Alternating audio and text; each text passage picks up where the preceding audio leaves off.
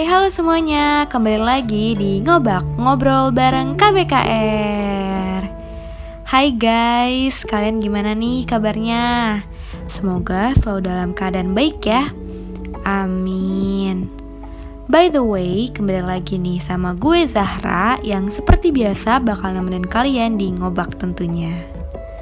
Nah guys, jadi di episode kali ini kita bakal bahas topik yang seru banget. Nah karena topiknya ini seru, pasti gue bakal ngundang bintang tamu yang super keren dong. Kita kenalan dulu kali ya. Oke, namaku Anastasia Chandrika. Biasanya kalau di BK sih dipanggilnya Anas, tapi kalau misalkan pas SMA, SMP dipanggilnya suka Tasya gitu. Aku lahir di Jakarta 17 Juni 99, jadi umurku sekarang hampir 22 ya. Apalagi ya? Mungkin ini kali aku BK angkatan 2019 gitu. Hai Kak, biar enak aku panggilnya Kak Anas aja kali ya.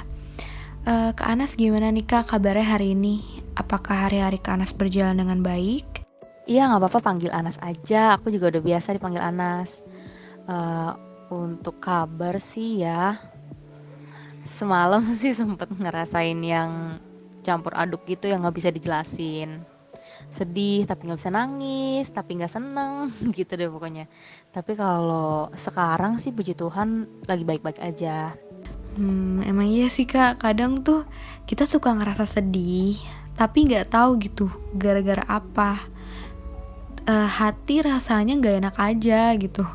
Kalau misalkan ditanya kenapa ya jawabannya nggak tahu. Tapi mau gimana pun juga kita tetap harus jalanin sih.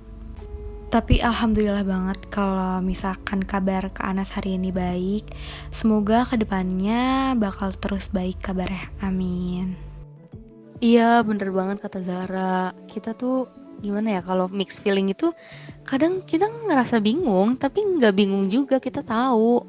Tapi nggak tahu cara jelasinnya gimana. Jadi emang serba salah gitu kan. Iya sih bener banget Kak itu. Kira-kira kesibukan Kak Anas akhir-akhir ini ngapain nih Kak?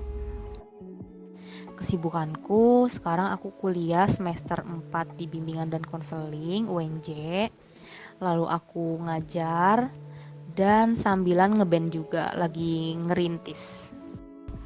Tapi by the way, aku lihat-lihat kesibukan Kak Anas banyak juga ya. Padahal kan kayak udah semester 4 gitu. Pasti jadwal kuliah juga makin padat. Ditambah kegiatan Kak Anas di luar kuliah banyak gitu.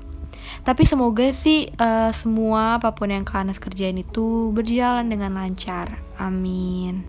Amin, semoga semuanya lancar.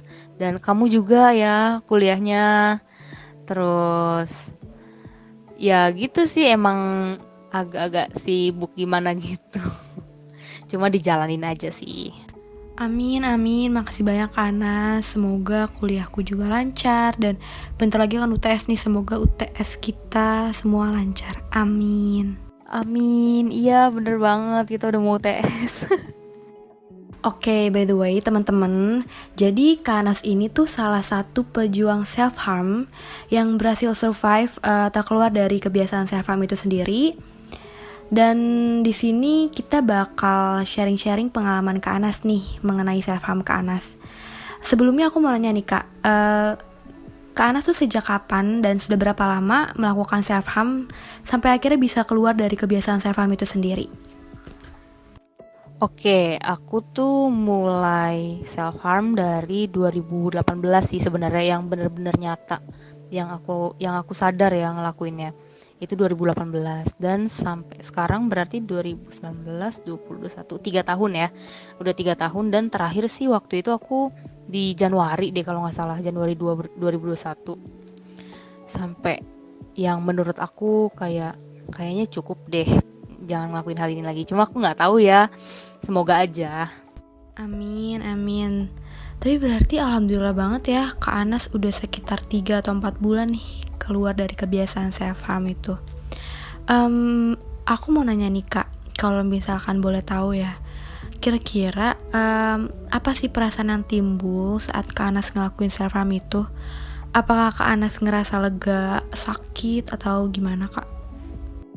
Oke, ini dari aku pribadi ya, yang versi aku gitu. Soalnya kan orang ngalaminnya beda-beda. Kalau dari aku, iya sih kita lega gitu. Cuma pokoknya gimana ya, pas kita mau ngelakuin, kita tuh mikir bahwa kita nggak bisa ngejelasin kesedihan kita, ketertekannya kita tuh kayak apa. Jadi kita lampiaskan lah di self harming itu. Self harming kan bukan cuma ini ya, bukan cuma soal eh, apa sih kayak menggores atau apa gitu. Itu bahasa lembutnya. Tapi kayak apa sih? Gak mau makan gitu-gitu pun juga itu termasuk self harming loh sebenarnya. Atau ya sengaja lah untuk nyakitin diri atau organ tubuh yang ada di dalam gitu. Nah, aku sih ngerasanya kadang lega, kadang nggak lega sih. Leganya tuh karena oh akhirnya ini loh rasa sakit yang aku alamin. Tapi nggak leganya karena ya udah masalah nggak akan selesai juga walaupun kita self harming gitu.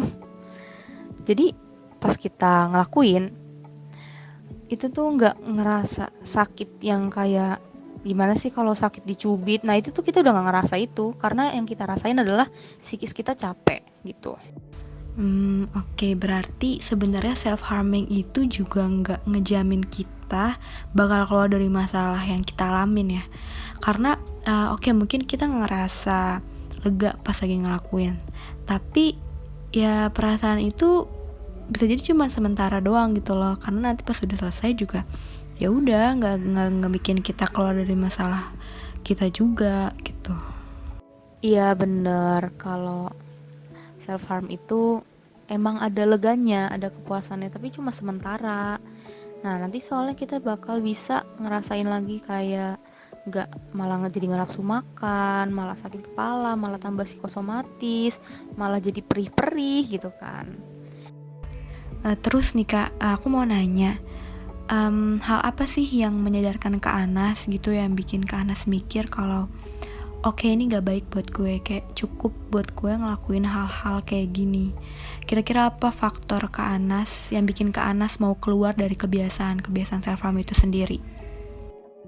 Kalau aku sih caranya perlahan aku mikir, kalau misalkan aku melukai tangan contohnya ya, nanti eh, murid-muridku yang aku kan ngajar ya, murid-muridku nanti kayak gimana kalau mereka ngeliat. Soalnya aku kan kebetulan nggak berkerudung ya, karena non Islam juga. Jadi kalau misalkan aku selalu pakai lengan panjang kan aku nggak punya stok banyak. Terus kalau aku pakai lengan pendek dan ketahuan sama murid kan apa kata mereka, apa kata orang tuanya. Jadi itu yang ngebuat aku udah stop ya, jangan kayak gitu. Karena emang aku kebanyakan sih sukanya di tangan gitu. Atau kalau misalkan di kepala ya, itu bikin aku jadi pusing. Eh, Pusing terus sakit. Habis itu kayak mungkin memar atau gimana. Terus bisa juga kalau di jari-jari di telapak tangan itu kan bikin tremor. Jadi hal itu yang ngebuat aku bilang udah stop dulu deh, jangan lagi ya. Lebih ke penguat ke diri sendiri sih. Terus juga kalau dibawa ke iman, ya bunuh diri kan dosa ya. Tapi cara menyakiti diri itu juga sebenarnya dosa loh. Karena kita nggak sayang sama diri kita sendiri. Oh gitu. Oke, mungkin emang awalnya kesadaran itu muncul gitu, timbul karena kekhawatiran kakak akan murid-murid Kak Anas. Tapi kalau menurut aku, semuanya itu tetap berkat Kak Anas sendiri. Kalau Kak Anas sendiri nggak ada niat dan mau berjuang keluar dari self harm ini, ya mungkin bisa aja gitu Kak Anas masih stuck di kebiasaan self harm. Tapi ya, well, Kak Anas bener-bener hebat banget sih akhirnya bisa mau keluar pelan-pelan dari kebiasaan self harm ini. Puji Tuhan, iya banget sih emang menjalani hidup dengan apa ya, struggle yang sampai kita harus self harm gitu, susah banget untuk keluar dari situ emang. Iya sih, pasti sulit banget ya. Aku mau nanya deh Kak, pas lagi masa-masanya kakak berjuang gitu untuk pelan-pelan keluar dari kebiasaan self harm ini, ada gak sih kendala kakak gitu? Atau pernah gak sih Kak Anas mikir kayak pengen ngelakuin hal itu lagi? Kalau hambatan ya yang aku alamin ini sih.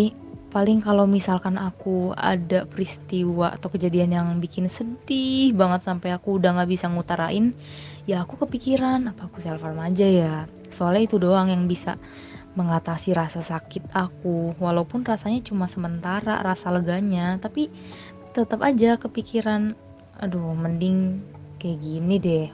Terus nanti self harmnya kayak gimana ya.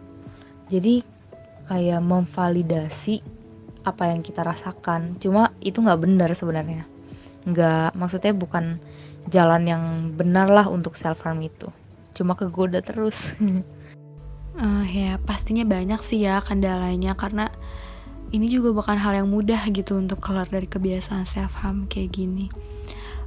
Terus nih kak, pas kakak lagi ngerasa kayak pengen ngelakuin hal itu lagi gitu tiba-tiba, apa sih cara kakak untuk menolak rasa itu supaya nggak ngelakuin lagi?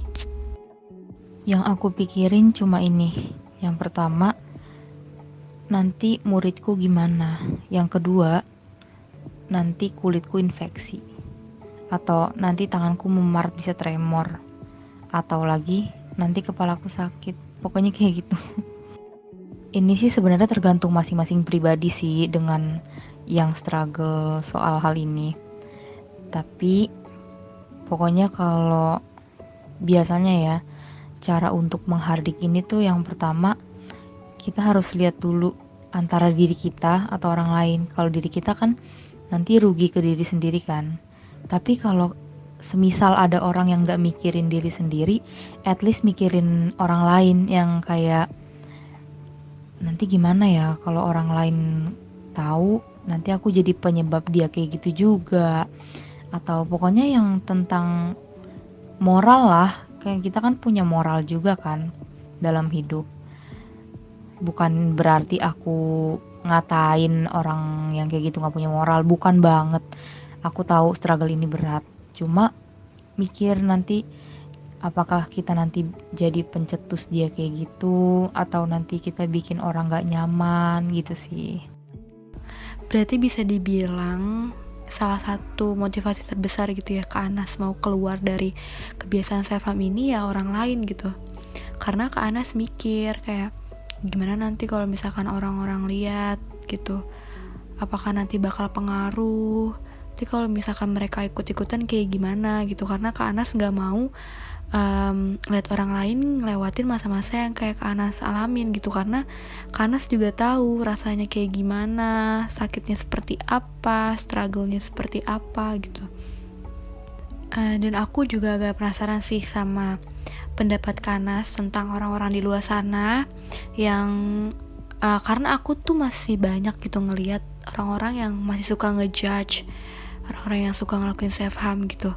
Padahal mereka sendiri juga gak tahu rasanya gimana ngelewatin masa-masa sulit, struggle-nya seperti apa gitu. Tapi dengan enaknya mereka ngejudge yang enggak gitu. Pendapat Kak Anas untuk orang-orang yang kayak gitu itu gimana? Iya benar seperti itu. Tapi bukan berarti orang yang menghargai atau melihat orang lain adalah orang yang people pleaser ya, bukan juga. Karena bukan berarti kita mau menyenangkan orang lain terus dong, bukan. Tapi maksudnya di sini adalah gimana kita menyikapi orang yang emang struggle juga dalam hidupnya. Jadi at least kita nggak sebagai pemicu mereka gitu. Terus ini sih paling yang kamu bilang tadi, untuk gimana sih cara aku memandang orang yang masih menstigma itu, dan juga orang yang mengalami yang dikatain stigma itu. Jadi orang yang masih punya stigma jelek atas self harm, sebenarnya mereka nggak tahu bahwa kalau self harm itu kan pasti dia lagi ngalamin stres berat, stres berkepanjangan, atau bahkan depresi. Depresi itu kan bukan hal yang enteng ya. Orang tuh nggak tahu mau depresi ringan pun itu sebenarnya udah berat, karena depresi itu lebih tinggi kadarnya daripada stres biasa. tekanannya udah berat, terus dia juga kehilangan minat di beberapa hal, bahkan semua hal, dan berbagai macam hal lainnya. Orang yang depresi ini biasanya dia akan lari ke self harm, biasanya ya. Cuma ada beberapa orang juga yang mungkin masih depresi ringan atau sedang, yang cuma bisa bengong pas habis nangis, atau yang psikosomatis, jadi belum tentu ke self harm gitu. Nah, kalau untuk orang yang orang yang mengalami self harm dan dia dicap stigma itu, pandanganku sih gini, mereka adalah orang yang sangat hebat, sangat kuat, karena mereka maksudnya bisa jadi dan biasanya akan memikirkan stigma-stigma dari orang lain. Misalkan, apa aku terlalu buruk ya di mata mereka? Apa self harm ini terlalu haram bagi mereka? Misalkan kayak gitu-gitu. Itu malah ngebuat mereka lebih down, karena mereka tuh mendapat omongan yang kurang enak dari orang lain dan bahkan mereka tidak didukung. Nah, kan kita kalau sebagai survivor ya, kita kan harus didukung kan pasti.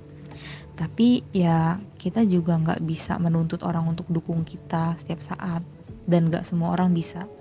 Makanya at least orang-orang terdekat yang mengerti dia, memahami dia, setidaknya tuh membantu gitu dan nggak menjudge. Karena self harm itu sangat sulit untuk ditempuh, untuk dihilangkan juga. Ya gitu, penerimaan itu sih, penerimaan yang apa adanya bagi orang-orang yang struggle di self harm ini. Nah, yes itu bener banget nih. Jadi buat teman-teman di rumah atau orang-orang di luar sana yang masih suka ngejudge, kalau misalkan kalian emang ada rasa nggak suka sama orang-orang yang self harm, ya udah mending kalian diem deh, karena kalian pun nggak tahu kan apa yang orang-orang itu alamin, apa yang mereka lewatin, kenapa mereka bisa sampai self harm gitu. Kalian kan nggak ngerasain rasanya gimana. Jadi ya kalau misalkan emang kalian nggak bisa support, ya udah at least kalian diem. Iya sih, mending gitu. Atau setidaknya nanya yang kamu rasain tuh apa. Intinya apa ya, kita pun butuh dimengerti untuk hal ini, walaupun kita tahu gak semua orang mengerti kan. Tapi seenggaknya jangan menjudge gitu, jangan menilai sebelah mata. Karena sebenarnya bukan kita sih yang mencari perhatian ya, emang kita juga sebenarnya bahkan ada loh orang yang gak mau diketahui orang lain kalau kita self harm gitu. Tapi seenggaknya tolong mengerti atau memahami sedikit, atau bersikap empati gitu. Seperti misalnya nanya, kamu lagi ngerasain apa, terus sakit gak lukanya, coba diobatin ya habis itu, misalnya kayak gitu kan. Atau kalau memar dikompres, atau ya pokoknya semacam perhatian kecil tapi sebenarnya tuh berguna gitu buat kita. Tapi balik lagi, kita tidak mencari perhatian. Nah, iya tuh. Nih buat teman-teman di rumah yang sampai sekarang masih suka ngejudge orang-orang yang self harm, please banget deh dengerin kata-kata Kak Anas tadi. Simpelnya gini nih, kalian posisiin aja gitu diri kalian di posisi orang yang suka self harm. Pasti kalian tahu banget rasanya kayak gimana, apa yang dirasain, susahnya seperti apa. Dan pasti banget juga kalian gak bakal tuh ada rasa mau ngejudge lagi. Si Zahra bisa aja. Iya, emang itu sih dari versiku ya, gimana menghadapi orang yang berjuang untuk menghindari self harm, tapi gak bisa juga terlalu lepas gitu. Oke, mungkin terakhir nih Kak, aku mau tanya pesan Kak Anas buat teman-teman di rumah yang mungkin ada yang lagi berjuang juga untuk bisa survive keluar dari kebiasaan self harm ini, atau mungkin juga ada teman-teman di rumah yang berpikiran untuk ngelakuin self harm. Apa pesan Kak Anas buat mereka? Kalau dari aku ya, pesan yang versiku nih untuk teman-teman yang mungkin ada kepikiran untuk melakukan hal itu, atau bahkan lagi struggle, lagi berkutat dengan hal itu, aku cuma mau bilang kalian bisa kok mencintai diri sendiri. Contohnya cintai tubuh kamu. Kalau kata salah satu dosen nih, mencintai itu nggak cukup, yang cukup adalah mengasihi. Kalau kita mencintai itu kemungkinan besar kita mengharapkan balasan. Misalkan kita mau nih diri kita cantik, maka kita mencintai diri sendiri dengan cara makeup. Kalau misalkan makeup kita nanti jelek atau kitanya juga kelihatan jelek, nah kita nggak bisa tuh yang namanya mencintai diri sendiri. Makanya ada kata mengasihi. Mengasihi diri sendiri adalah menerima diri apa adanya dan berusaha untuk peduli dengan diri sendiri no matter what gitu kan. Karena kita nggak bukan mau untuk menarik orang untuk suka sama kita, enggak. Lalu apa sih hubungannya dengan self harming ke diri sendiri? Nah, diri sendiri itu kan yang tahu banget diri sendiri kan kita ya, bukan orang lain. Hanya kita dan Tuhan gitu. Jadi ketika kita udah paham sama diri sendiri, misalkan oh aku lagi sedih nih, oh aku kayaknya lagi marah deh, coba jauhkan hal-hal benda tajam dari diri kalian, atau bahkan kalau bisa jangan lihat tembok dulu. Kalian kalau mau teriak bisa banget, bisa teriak di bawah bantal, ditutupin bantal, atau mukul bantal pun it's okay. Tapi kalau bisa jauhkan diri dari hal-hal yang bakal menyakiti diri kalian gitu loh. Nah terus diri sendiri kalian juga kan istimewa. Mau kalian ada sih pasti yang nganggep enggak, aku nggak sempurna. Ya pasti nggak ada orang yang sempurna ya. Aku kan nggak ada apa-apanya, aku nggak berguna, aku nggak apa. Nah kalian bisa banget untuk berpikir bahwa seenggaknya aku berguna bagi tukang sampah karena aku ngebuang sampahnya tepat pada tempatnya nih. Itu kan berguna banget. Atau aku sebenarnya udah menyelamatkan hewan dari laut. Hewan dari sampah-sampah yang berserakan nih karena aku buang sampahnya di tempat yang benar. Misalnya kayak gitu, itu kan berguna banget loh sebenarnya teman-teman. Makanya kalian latihlah untuk mencintai diri sendiri, untuk menyayangi tubuh kalian, mengasihi diri kalian. Karena yang mengerti kalian itu tuh diri kalian sendiri gitu loh. Jujur ini tuh sangat berat, tapi aku yakin banget kalian pasti bisa. Gitu aja sih kalau dari aku. Oh iya nih teman-teman, aku kepikiran satu lagi nih yang sebenarnya ketinggalan. Self harm itu kan yang seperti aku bilang di sebelumnya ya, kalau nggak salah, self harm itu bukan cuma melukai, tapi menyakiti yang secara tidak langsung. Itu juga termasuk. Contohnya kita sengaja nggak mau makan, nggak mau minum, pokoknya udah biarin aja aku sakit gitu, biarin aja aku demam, aku menyakiti diriku sendiri dengan aku berjemur nih supaya kepanasan, overheat, atau aku ke tempat dingin aja biar aku kedinginan, biar flu, biar apa. Nah itu sebenarnya merupakan self harm juga gitu. Jadi kalau bisa ya, pasti bisa mengasihi diri sendiri dengan cara kita tahu nih kapasitas diri kita. Kalau misalnya kita nggak bisa terlalu panas ya jangan ke tempat yang panas dong, nanti kitanya sakit. Kalau sakit nanti yang peduli sama diri sendiri siapa lagi selain kita gitu. Mungkin itu aja sih tambahannya. Wah, aku kayak keren banget gitu ngeliat Kak Anas bisa ngomong kayak gitu. Ya bener nih teman-teman apa yang Kak Anas bilang. Jadi buat teman-teman di rumah gitu, sayangilah diri kalian sendiri dulu, kasihi diri kalian.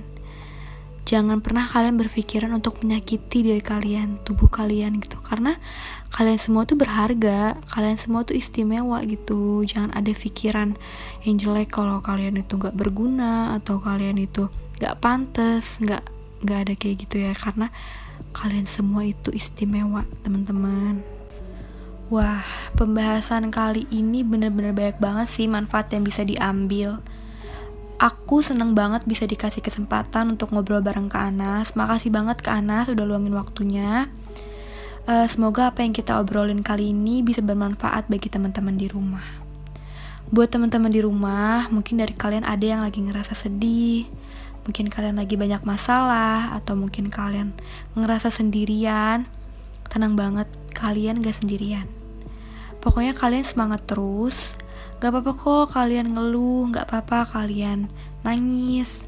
Tapi please banget, jangan pernah berpikiran untuk nyerah, oke? Kalian pasti bisa bangkit. Kalian pasti bisa berjuang untuk bahagia lagi dengan cara kalian sendiri.